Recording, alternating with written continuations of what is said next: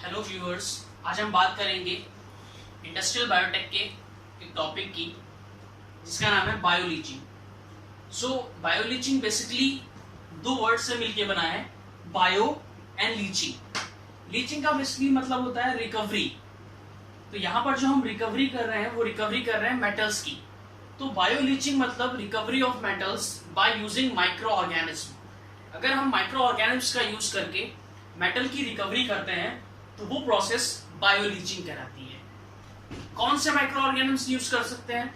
Basically thiobacillus, thiooxidans, thiobacillus, ferrooxidans. ये दो micro organism ऐसे हैं जो फेमस हैं, जो बायोलीचिंग में पार्टिसिपेट करते हैं। आइए हम और इसके बारे में समझते हैं।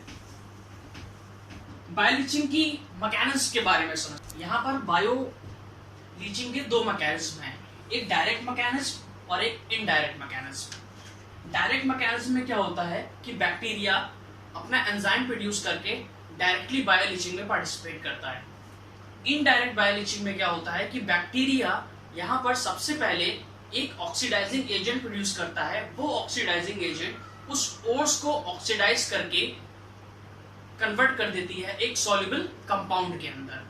तो वो प्रोसेस कहलाती है इनडायरेक्ट बायोलीचिंग। यहाँ पर जो मैंने एग्जांपल लिया हुआ है ये इनडायरेक्ट बायोलीचिंग का है।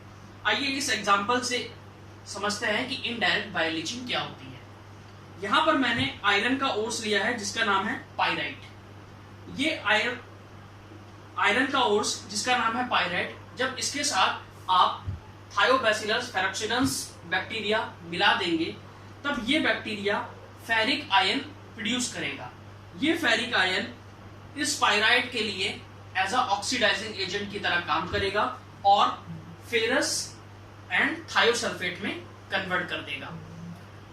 नेक्स्ट प्रोसेस में ये थायोसल्फेट ऑक्सीडाइज हो जाएगी और कन्वर्ट हो जाएगी सल्फेट के अंदर, और यहाँ पर Fe2+ यानी कि फेरस हमारे पास ऑलरेडी मौजूद है। तो ये फेरस इस सल्फेट के साथ मिलकर फेरस सल्फेट बना लेगा जो कि एक सॉल्युबल फॉर्म है।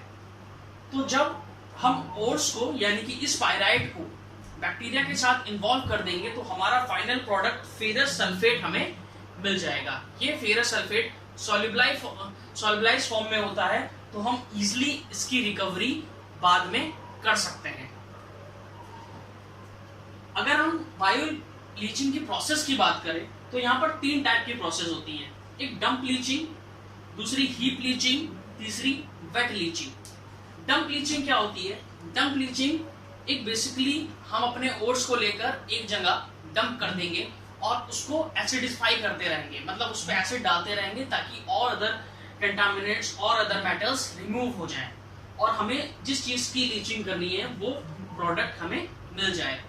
हीप लीचिंग में क्या करते हैं, हम एक हीप बनाते हैं। हीप मतलब एक इस तरीके का ट्रायंगल शेप में बनाते हैं जिसमें आप पूरी तरीके से ओर्स भर देंगे। ओर्स भरने के बाद इसमें आप ऑक्सीडाइजिंग एजेंट्स और एसिड ऐड करेंगे। उसके बाद इस प्रोसेस से यहाँ पर लीचिंग हो जाएगी। तीसरी प्रोसेस है वेट लीचिंग। वेट लीचिंग इन सब यानी कि इन दोनों प्रोसेस से अच्छी मानी गई है। वेट लीचिंग के अंदर आप एक रेक्टेंगल शेप में एक पॉन्ड टाइप से बनाकर उसमें अपने ओर्स डाल देते हैं, बैक्टीरिया डाल देते हैं, और सबसे जो अहम बात है वेट लीचिंग की वो ये है कि आप इस प्रोसेस के अंदर कंडीशन को ऑप्टिमाइज कर सकते हैं, कंट्रोल कर सकते हैं। For example oxygen, humidity. अगर आप इन सब पैरामीटर्स को कंट्रोल कर लेंगे तो माइक्रो ऑर्गेनिम्स की ग्रोथ अच्छी होगी और बायोलीचिंग और अच्छी होगी। तो वेट लीचिंग इन दोनों प्रोसेस से अच्छी मानी जाती है। बायोलीचिंग के कुछ डिसएडवांटेज भी है। फॉर एग्जांपल कि ये सबसे ज्यादा टाइम टेकिंग है, बहुत समय लग जाता है बायोलीचिंग करने में, बहुत कम अमाउंट मेटल का लीच होता है इस प्रोसेस से।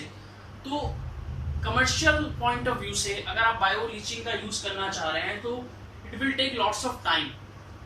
तो इसके अलावा आप मेटल लीचिंग मेटलर्जी के थ्रू या इलेक्ट्रोप्लेटिंग के थ्रू और अदर टेक्निक्स के थ्रू कर सकते हैं। लेकिन बायो लीचिंग यूज करने के कुछ एडवांटेजेस भी हैं। जैसे सबसे बड़ा एडवांटेजेस पॉल्यूशन फ्री है, किसी भी तरीके का कोई पॉल्यूशन नहीं होगा, ना लैंड पॉल्यूशन ना सॉइल पॉल्यूशन।